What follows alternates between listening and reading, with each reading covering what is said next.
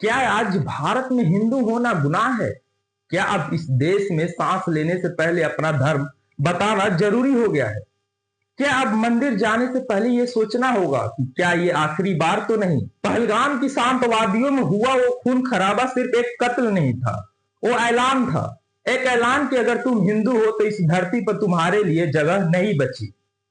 कश्मीर, जिसे हम भारत का मुकुट कहते हैं, आज उसी मुकुट से खून टपक रहा है। गोलियों की आवाजों ने उस वादी की खामोशी को चीर दिया है, जहां एक परिवार से कुछ पल सुकून के तलाश में आया था, मगर उन्हें क्या पता था कि कश्मीर अब सुकून नहीं सिर्फ लाशें देता है। आतंकवादियों ने नाम नहीं पूछा, जाति नहीं पूछी, राज्य नहीं पूछा, बस एक सवाल किया, क्या तुम हिंदू हो?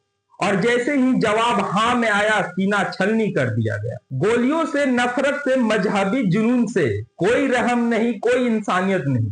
वो आदमी बच सकता था अगर वो हिंदू ना होता। अब मत कहिए ये इंसानियत के खिलाफ है। अब ये कहने का वक्त नहीं कि धर्म देखकर नहीं मारा गया, क्योंकि अब सच सबके सामने है। खून में सना हुआ इंसानियत के चेहरे पर पड़ा एक और तमाचा। ये टारगेटेड किलिंग नहीं, ये है सुनियोजित नरसंहार। ये ही साफ साफ संदेश कि इस देश में अब हिंदू सुरक्षित नहीं है। जिस राज्य में भारत का झंडा सबसे ऊंचा लहरता है, वहीं पर हिंदुओं के पैंट उतरवाकर गोली मारी जाती है। क्यों? क्योंकि उनके माथे पर तिलक है, क्योंकि वो अपने नाम के साथ कर्मा बर्मा राव लगाते हैं। क्या यही है आज का कश्मीर? मंजूनाथ राव, एक आम इंसान, अपने पत्नी और बच्चे के साथ आया था जन्नत देखने, लेकिन उसे क्या पता था कि वो जन्नत उसकी कब्र बन जाएगी। गोलियां चली और उसका शरीर वहीं गिर गया। अपनी पत्नी और बेटे की आंखों के सामने पत्नी चीखती रही, रोती रही, चिल्लाती रही, लेकिन आतंकियों को कोई फर्क नहीं पड़ा। उल्टा कह गया, जिंदा छोड़ रहे, जाके मोदी को बता दे। क्या यही है मोदी राज की सुरक्षा? क्या यही है धारा 370 हटने का परिणाम? क्या यही है कश्मीर में अब शांति है कि वो ढोलक जो सरकार हर मंच पर पीटती रही है? सवाल हम सिर्फ आतंकियों से नहीं कर रहे हैं, सवाल अब सरकार से भी है।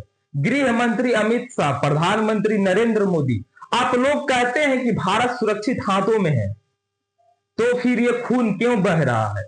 क्यों बार बार सिर्फ हिंदू ही निशाने पर लिया जाता है? कश्मीर फाइल्स को देखकर बहुत लोगों ने कहा था कि वो फिल्म झूठ है, प्रोपेगेंडा है, लेकिन अब क्या कहोगे? अब कौन सा बहाना दोगे? अब कौन सी किताब खोलकर साबित करोगे कि मजहब की आड़ में हत्या नहीं हुई? 1989 से लेकर आज तक कश्मीर में एक ही मजहब के खून से धरती रंगी हुई है, हिंदू का खून। 1990 में जो नारे लगे थे, रालियू गालियू छालियू, उनका मतलब साफ था, या तो धर्म बदलो, या मरो या भागो। क्या वही दौर दोबारा शुरू हो गया है? हर साल हम आतंकवाद के खिलाफ भाषण देते हैं, लेकिन जब हिंदू मारे जाते हैं तो सब चुप क्यों हो जाते हैं? कहां है वो सेकुलर नेता जो हर मुद्दे पर देश को ज्ञान देते हैं? कहां है वो पत्रकार जो दिन रात लोकतंत्र का पाठ पढ़ाते हैं? जब पहलगाम में खून बहा, जब हिंदू मारे गए, तब सबने आंखें फेर ली।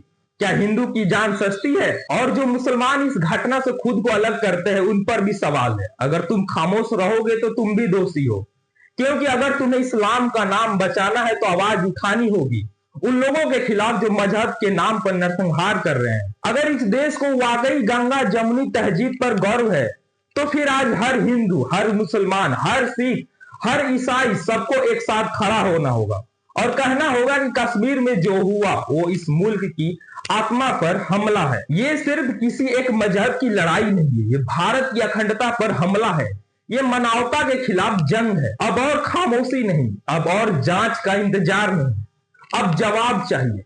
जवाब चाहिए उन नीतियों का जो सिर्फ बयानबाजी तक सीमित रह गई है। जवाब चाहिए उन घोषणाओं का जो सिर्फ मंचों पर बजती है। जवाब चाहिए उन सुरक्षा व्यवस्थाओं का जो टूरिस्टों की जान तक नहीं बचा पा रही। अगर कश्मीर भारत का हिस्सा है और रहेगा, तो फिर वहां किसी भारतीय को सिर्फ धर्म की वजह से मरने नहीं दिया जाएगा। ये सरकार का फर्ज है, ये भारत के संविधान की जिम्मेदारी है। अब वक्त है निर्णायक बदले का। अब वक्त है कि आतंकवाद को जड़ से उखाड़ फेंका जाए।